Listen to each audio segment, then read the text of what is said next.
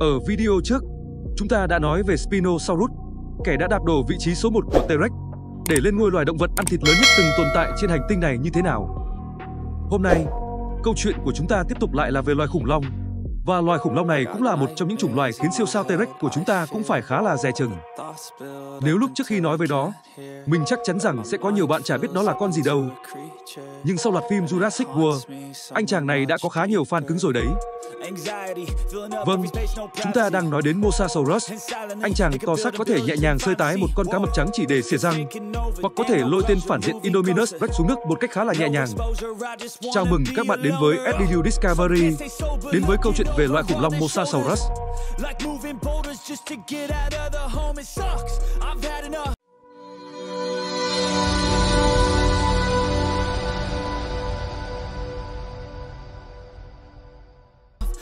Khoảng 96 triệu năm trước, vào giữa kỷ phấn trắng, khi sự thống trị trên mặt đất là các loài khủng long khổng lồ, các loài bò sát nhỏ hơn phải sống chui sống nhủi, tìm mọi cách phải sinh tồn khi liên tục làm thức ăn cho những con vật thống trị.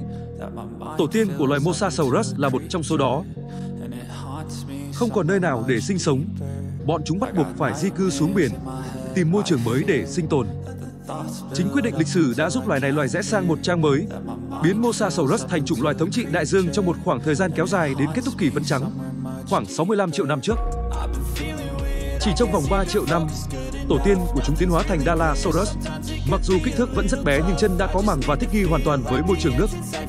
Qua việc phân tích các giai đoạn tiến hóa khác nhau của loài Mosasaurus, các nhà nghiên cứu của sinh vật học thuộc Đại học Lund, Thụy Điển đã chỉ ra loài Dilophosaurus ban đầu cũng chỉ nhỏ khoảng 1,5 mét và bơi giống như một con lươn hoặc con rắn biển. Lúc đầu Dilophosaurus cũng chỉ là một động vật ăn thịt bé nhỏ. Chúng vẫn tiếp tục phải né tránh những loài cá hay những loài bò sát khổng lồ khác đang thống trị đại dương. Nhưng chỉ trong 6 triệu năm sau mọi thứ đã thay đổi, khi Dilophosaurus tiến hóa thành động vật ăn thịt tàn bạo nhất đại dương, Tyrannosaurus. Thời kỳ đầu Tyrannosaurus cũng chỉ dài khoảng 10 m đến 12 m nên nó không đủ lớn để thống trị cả đại dương. Nó bị kẹt trong một trận chiến khốc liệt với loài cá mập khổng lồ Cryptophrina và các loài bò sát biển khác. Cho đến khoảng 70 triệu năm trước, khi những cuộc chiến dưới đại dương đã kéo dài được khoảng 17 triệu năm, chúng ta đã có kẻ chiến thắng. Tyrannosaurus đã tiến hóa trở nên to lớn hơn, khi kích thước một con trưởng thành dài từ 14 m đến 15 m và nặng khoảng 10 tấn. Và khi cuộc chiến đã trở nên cân bằng hơn về kích thước và số lượng, Tyrannosaurus đã khiến các đối thủ của nó ít dần và đi đến bờ vực tuyệt chủng. Mặc dù chỉ nặng 10 tấn, nhẹ cân hơn nhiều so với đa số các loài quái vật biển tại thời điểm đó, nhưng chính trọng lượng nhỏ đã làm nên sự khác biệt và tạo nên ưu thế cho tên chúa tể mới này. Tyrannosaurus có thể bơi với tốc độ lên tới 50 km/h và cũng vì có thân hình thuôn dài nên dễ lẩn trốn khỏi những kẻ thù khổng lồ. Tyrannosaurus có hàm lớn và răng khỏe, một phần xương nhô ra ngay trước mõm để tập trung toàn bộ lực đâm vào đối thủ. Chúng có thể nghe rất thính vì cấu tạo đặc biệt của hộp sọ. Chúng là một loài động vật ăn thịt với chế độ ăn uống rất đa dạng. Mẫu hóa thạch dạ dày của loài thủy quái này khi được phát hiện vẫn còn có dấu hiệu của cá mập, cũng như một số loài than lằn biển nhỏ hơn, và thậm chí là cả một số loài chim không biết bay. Có thể nói, Tyrannosaurus là một tên sát thủ nguy hiểm, nhanh nhẹn và rất chăm chỉ. Chính vì những ưu điểm như trên mà loài này đã từng thống trị chuỗi thức ăn trên biển trong một khoảng thời gian dài. Sự thích nghi tuyệt vời này đã góp phần hình thành nên một sinh vật thống trị cả đại dương sau này ở kỷ phấn trắng. Không những vậy, sau này họ Tyrannosaurus còn có thêm hai loài khổng lồ nữa, đó là Mosasaurus, Thương Long, và Dinosaurus. Trong đó kẻ đáng sợ nhất chính là Thương Long, được mệnh danh là T-Rex của đại dương. Các bằng chứng khảo cổ cho thấy Mosasaurus là một quái thú khổng lồ có thể dài tới 18 mét, biến nó thành một trong những loài ăn thịt lớn nhất dưới biển trong kỷ phấn trắng.